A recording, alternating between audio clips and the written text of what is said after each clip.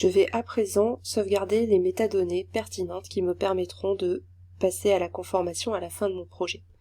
Ces métadonnées sont les suivantes. Le ou les timecodes, nous allons approfondir ça en suivant, l'identification du fichier et le fond d'archives dont il est issu.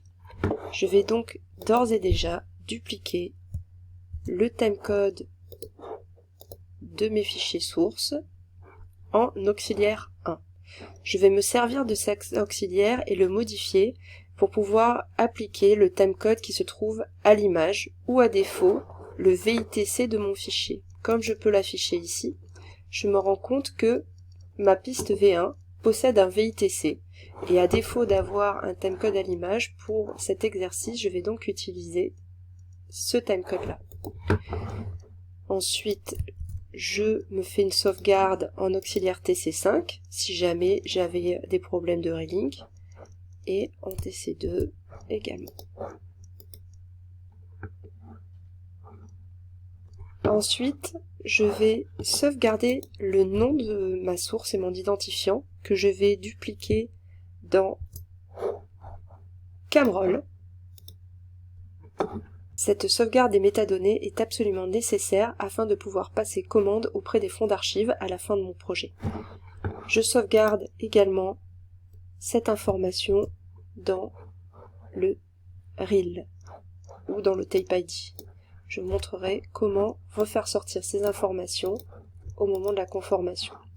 En ce qui concerne le fond d'archives, il s'agit ici de l'atelier des archives. Je le mettrai dans Labrol et RIL.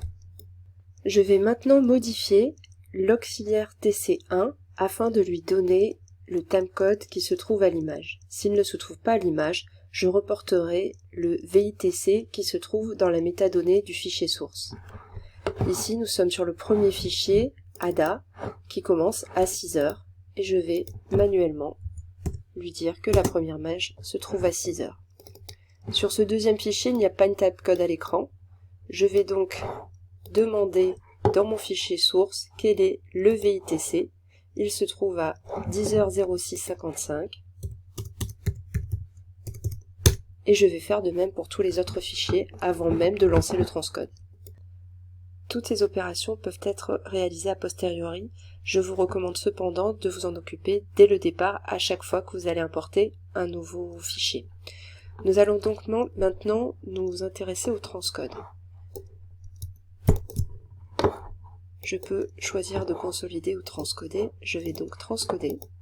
Et maintenant, plusieurs choix s'offrent à moi. Je peux garder le framerate, c'est-à-dire la cadence de la source, ou la convertir à celle de mon projet. Pour cet exercice, nous allons garder le framerate original, ce qui nous permettra de faire des commandes parfaites auprès des fonds d'archives. Je choisis mon codec, et ici, j'ai le choix d'appliquer mon frameflex. Vous vous souvenez, au début, nous avons choisi la façon d'interpréter les images plus petites qui ne correspondent pas au ratio de notre projet. Si je le coche, je vais donc incrémenter mes bandes noires, et je préfère ne pas le faire, comme ça je pourrai changer le cadre de mon image au fur et à mesure. Je lance le transcode.